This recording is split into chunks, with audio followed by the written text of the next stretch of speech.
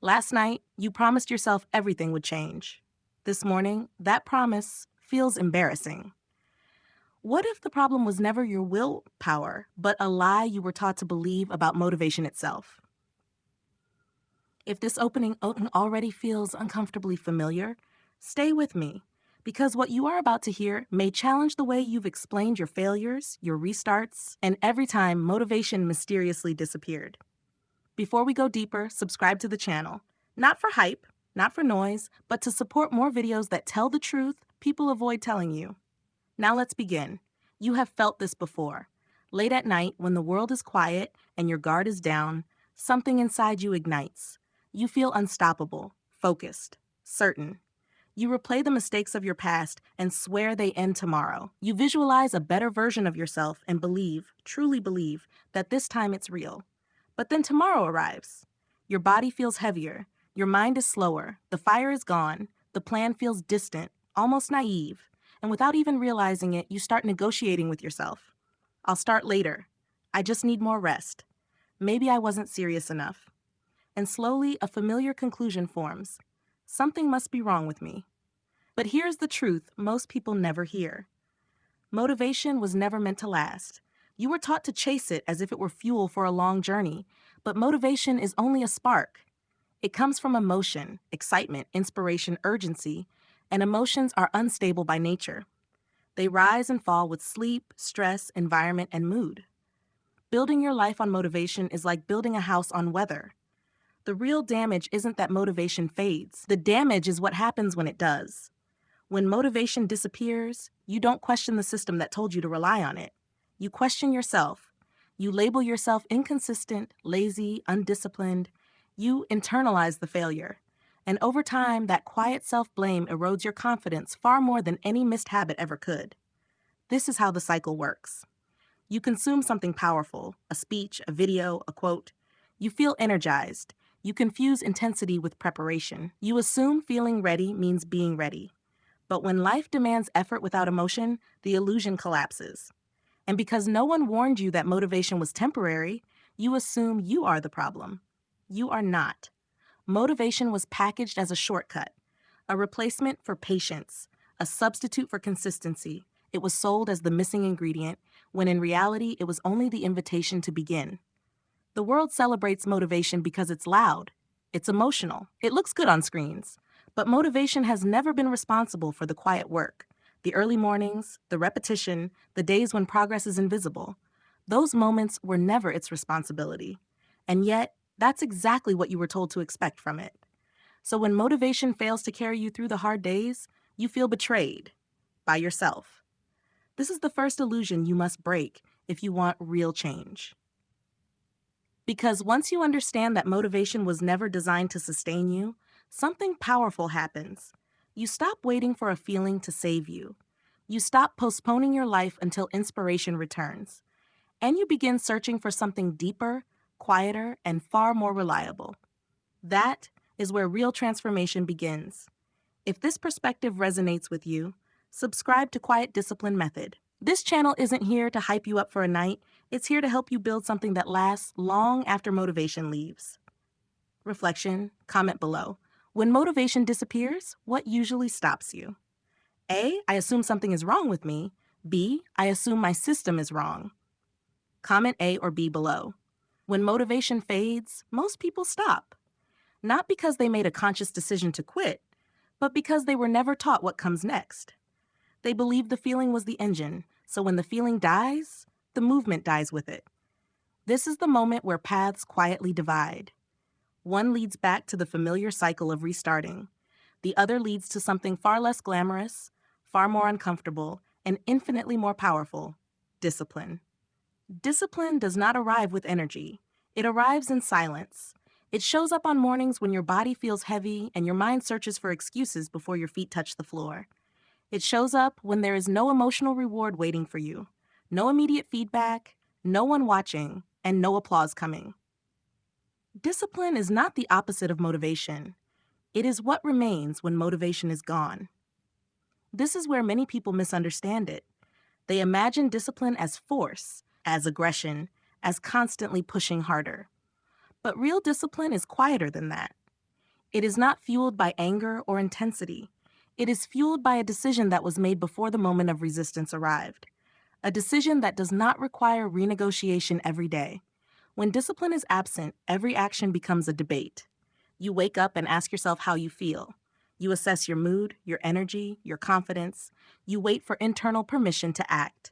And on days when life has already taken more than it has given, that permission never comes. Discipline removes the question entirely. It does not ask how you feel. It asks only what was decided. This is why discipline feels so uncomfortable at first. It strips away the illusion of choice. It forces you to confront the truth that progress is not built on inspiration, but on repetition, on showing up when there is no emotional payoff, on doing the same small actions long after the excitement of starting has disappeared. There is a reason discipline is rarely celebrated. It is not dramatic. It does not produce viral moments. It does not look impressive from the outside. Most of the time, it looks like nothing at all. Just a person quietly keeping a promise to themselves when it would be easier not to. But it is in this quiet repetition that real change takes shape. Discipline protects you on your weakest days, not by making you feel strong, but by preventing you from drifting backward. It acts as a guardrail when your emotions are unreliable, when self-doubt is loud, when comfort is tempting. Discipline does not demand that you feel capable. It only requires that you act anyway. Over time, something subtle begins to happen. The days you once feared become manageable. The resistance that once felt overwhelming becomes familiar.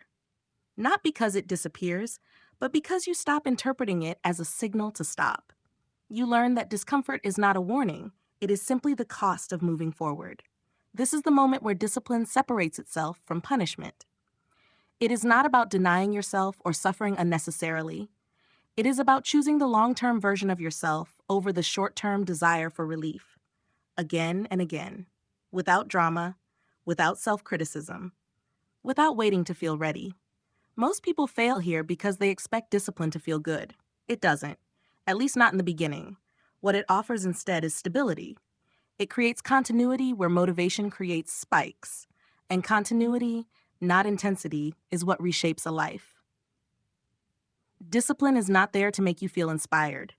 It is there to make progress inevitable.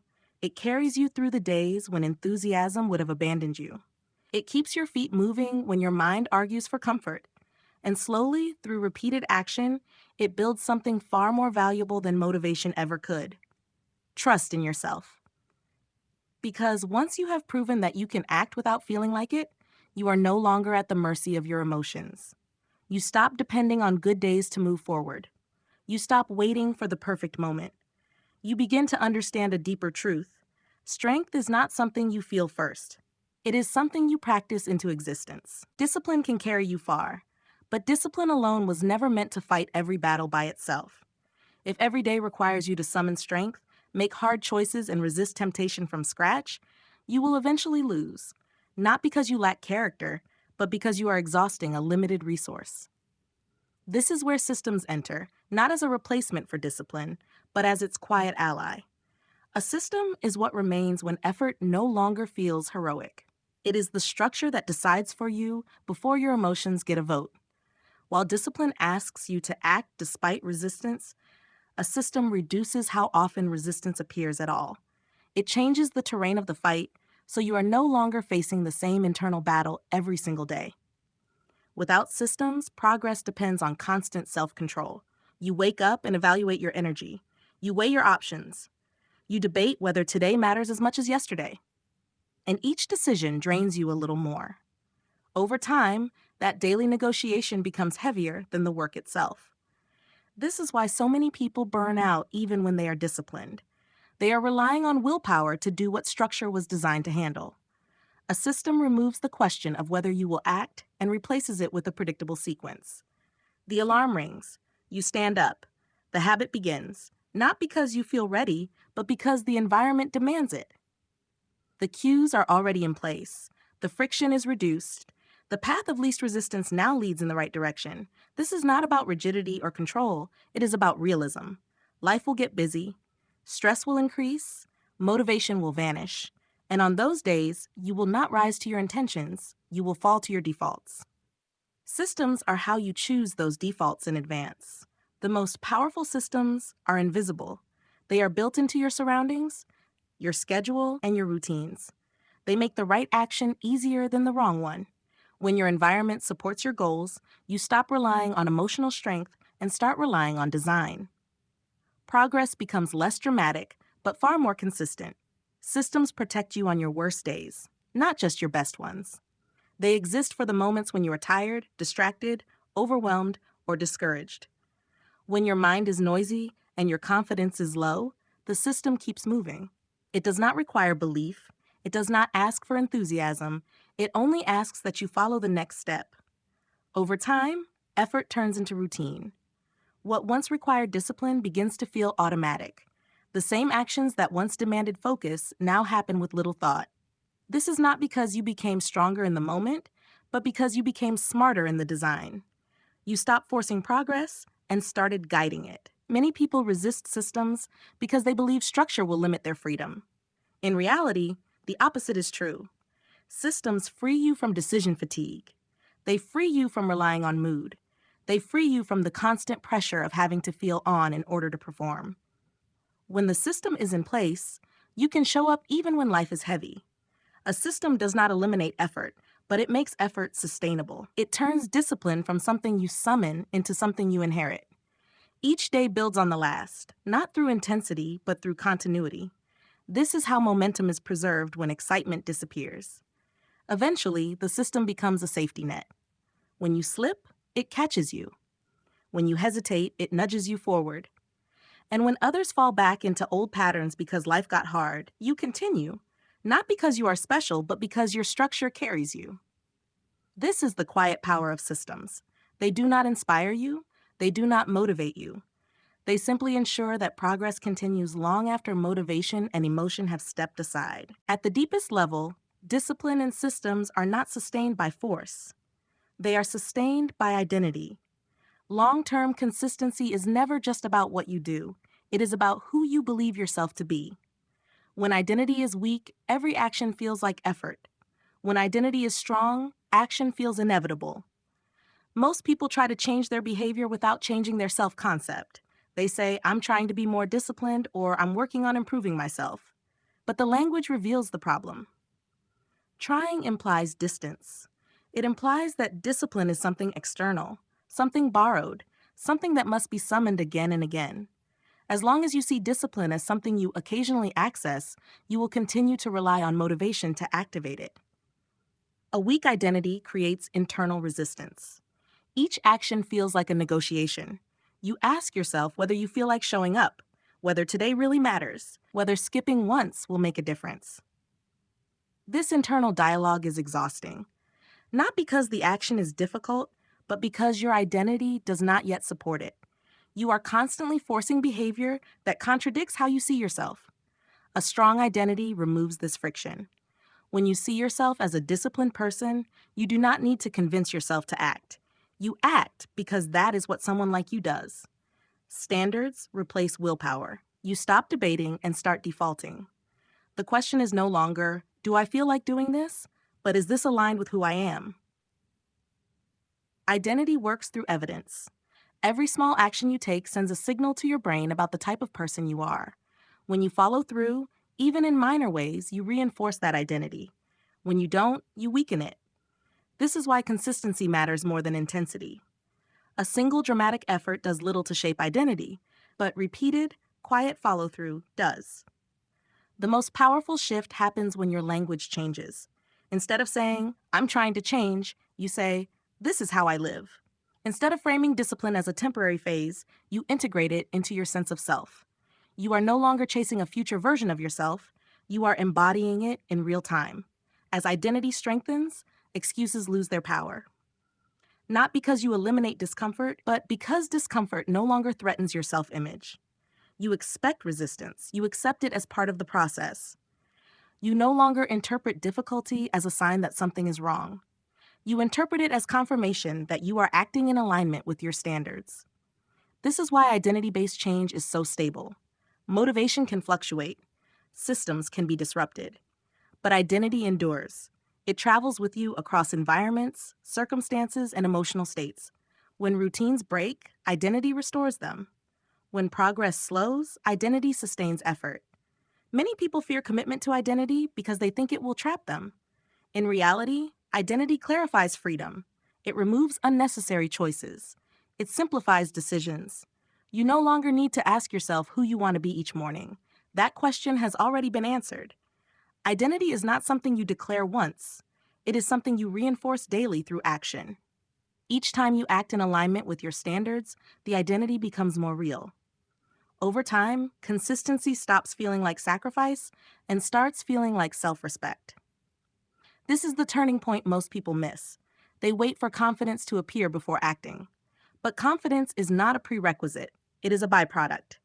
You build belief by proving to yourself repeatedly that you can be trusted. Identity is built the same way trust is built, through consistent behavior over time. When identity is locked in, discipline no longer feels like pressure. It feels like integrity. Systems no longer feel restrictive. They feel supportive. You stop needing external motivation because your actions are internally justified. You are no longer performing discipline. You are expressing it. And once discipline becomes an expression of who you are, rather than something you force yourself to do, consistency stops being a struggle. It becomes your baseline. Most people believe action is the reward for feeling ready. They wait for clarity, confidence, or motivation to arrive before they move. In doing so, they surrender control of their progress to a feeling that may never come. This is the final illusion that keeps people stuck, the belief that motivation must appear first. In reality, readiness is not a starting condition. It is an outcome. Action does not require confidence. Confidence is built through action. The moment you reverse this order, everything changes. You stop asking how you feel and start paying attention to what you do. And what you do consistently reshapes how you feel. Small action is powerful precisely because it bypasses emotion. It does not wait for courage. It does not need certainty.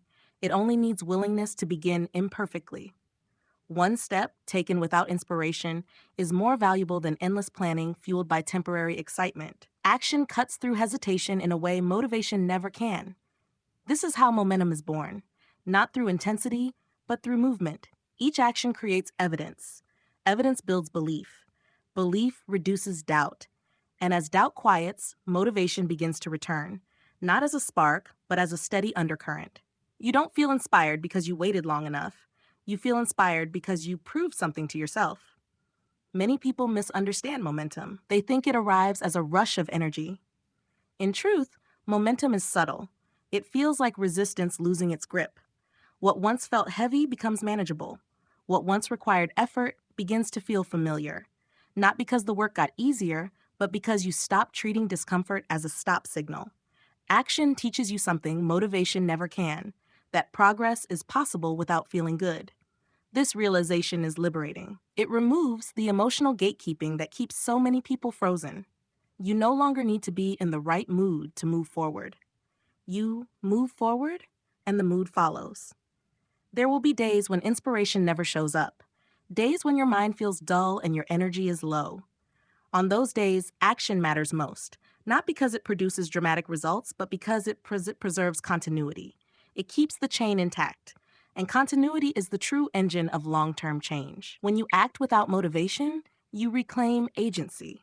You are no longer reacting to your emotional state, you are shaping it. This is the moment where effort replaces emotion as the driver. You stop consuming words and start executing behaviors. You break the habit of waiting and build the habit of doing. Over time, this changes your relationship with discomfort. You stop fearing it. You stop interpreting it as a warning sign. You recognize it as a familiar companion on the path forward. Action becomes less about forcing yourself and more about honoring the direction you chose. Motivation will still come and go. Sometimes it will arrive unexpectedly, filling you with excitement and optimism. Other times it will disappear without explanation.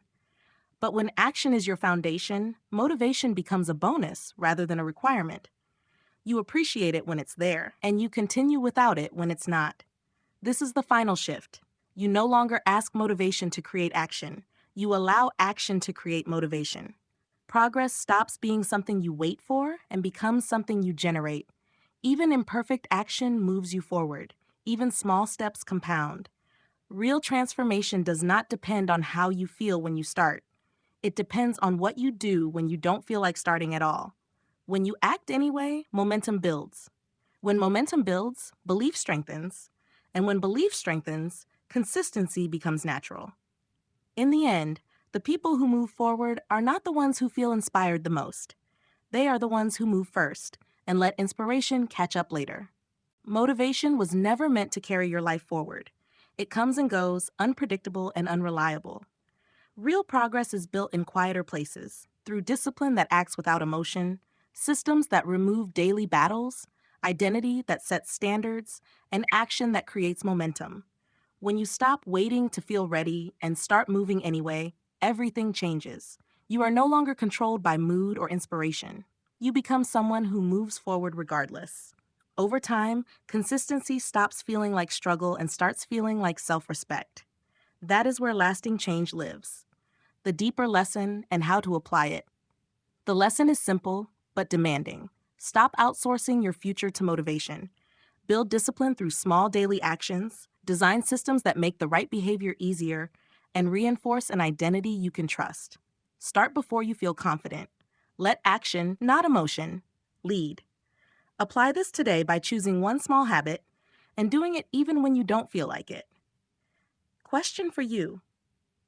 Do you believe progress depends more on how you feel or on what you do? Please share your perspective in the comments so others can learn from it. If this content helped you think differently, subscribe to the channel to support Quiet Discipline Method and help us keep creating deeper, more meaningful videos.